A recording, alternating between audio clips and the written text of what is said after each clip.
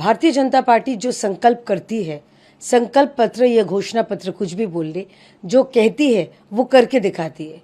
चाहे वो यूसीसी हो, चाहे वो महिलाओं की सुरक्षा हो, चाहे इस प्रदेश में कानून का जो शासन है उसको फिर से वापस लाना क्यों ना हो, हर चीज़ जो कहा गया है वो होके ही रहेगी।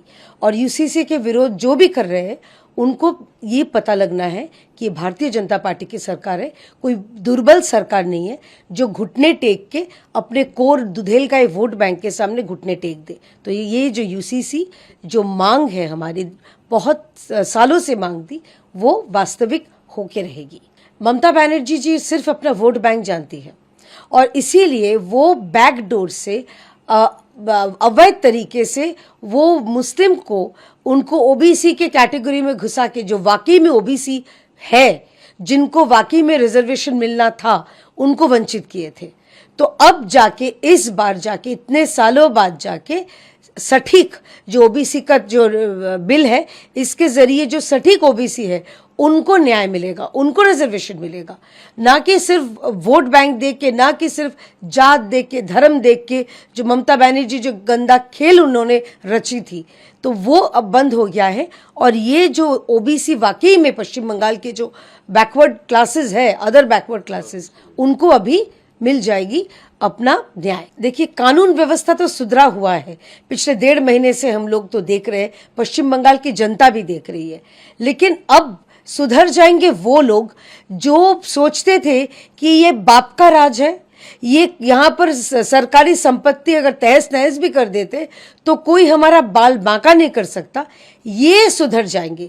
जिनका ये सोच था उनको अब डरने की जरूरत है, क्योंकि पश्चिम बंगाल में अब कानून की जो सरकार है, कानून जो बनाते हैं वो होगा।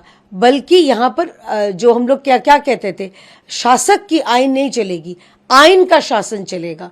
तो ममता बनर्जी जो लोग यहाँ पर तहस नहस करते थे, सरकारी संपत्ति तोड़ फाड़ करते थे, आग लगा देते थे, उनको अब डरने की जरूरत है। पश्चिम बंगाल के जनगण के लिए अच्छी खबर है कि उनकी जो टैक्स की पैसे ये सब तहस नहस करने वालों पे खर्च नहीं होगी। ममता बनर्जी जी को अभी भी लगता है कि वो सीएम है। 1.5 महीना हो गया सत्ता से बाहर आ गई, लेकिन वो उनका वो जो सपना था 15 साल का, वो हैंगओवर अभी गया नहीं है। कुछ समय लगेगा, उनको पता लगना चाहिए कि बिना परमिशन का कुछ नहीं हो सकता। जो पुलिस जिनको परमिशन देगी वो करेंगे। और अब तो ममता बनर्जी वर्सेस ऋतुव्रत बनर्जी है, कौन 21 जुलाई पालन करेंगे, ये उनकी पार्टी के अंदरूनी मामला है। ये बनर्जी वर्सेस बनर्जी में हमको नहीं पड़ना है। हमको सिर्फ चाहिए कि लोगों की परेशानी नहीं हो। वो पागलू डांस का मंच हुआ करता था, जब मुंह से बोलते थे कि शहीद का स्मरण होता था, कहीं भी शहीद परिवार को वो दिखता नहीं थे।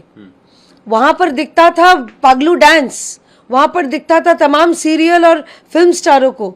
तो कहाँ से हो जाता था वो शहीद स्मरण? वहां पर वो ममता बनर्जी हर साल मंच में आके वो राजनीतिक भाषण रखती थी, शहीद के लिए एक भी शब्द नहीं इस्तेमाल करती थी, बीजेपी को गाली देने का मंच होता था। तो अब ममता बनर्जी पावर से सत्ता से चली गई है। वो इंची टेप से वो नापे कि उनके साथ कितने विधायक है, कितने सांसद है और कितने कार्यकर्ता है। अब इस जगह पे ममता बनर्जी का हाल आ गया है, तो वो किनको वो परमिशन मिलेगा, बनर्जी कौन सी बनर्जी को, ऋतुव्रत बनर्जी, ममता बनर्जी, हमें नहीं मालूम। लेकिन हमें चाहिए कि लोगों को, जो आम जनता है, उनको परेशानी नहीं हो। अभिषेक बनर्जी है कौन वीवीआईपी कि वो विदेश जाएंगे और उनको कोर्ट से उनको परमिशन मिल जाएगी? उनको उनसे ये पूछिए, उनकी बुआ तो 15 साल, पिछले 15 साल उनके बुआ तो प्रदेश के मुख्यमंत्री रही थी, हेल्थ मिनिस्टर रही थी। तो 15 साल में कोई भी एक सुपर स्पेशलिटी वर्ल्ड क्लास अस्पताल नहीं बना पाई, जो कि जहाँ पर अभिषेक बनर्जी की ट्रीटमेंट हो सकती है। ममता बनर्जी तो खुद कहा था उन्होंने कि सब वर्ल्ड क्लास अस्पताल बना दिया, सारे जिलों के अस्पताल भी वर्ल्ड क्लास बना दिया, सुपर स्पेशलिटी बना दिया। ये सुपर स्पेशलिटी अस्पताल गया कहाँ?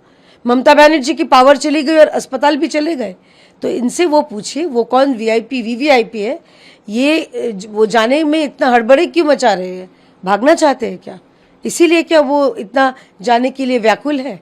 तो ये भी सवाल उनसे पूछना चाहिए। हाँ, उनको 2 विधायक शायद मिला होगा मुश्किल से, वो भी दूधेलगाई वोट बैंक का, जिनको 0 मिला था।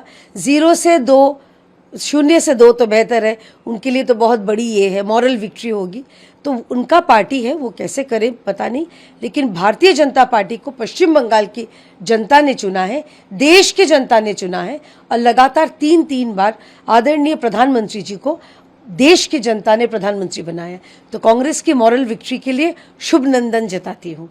बहुत दुखद घटना है, बहुत दुखद बात है, लोगों की मृत्यु हो गई है और इसकी सख्त से सख्त कार्रवाई होगी, जांच होगी। इसके पीछे जो कोई भी दोषी होगा, किसी को बख्शा नहीं जाएगा। ये बीजेपी की सरकार है।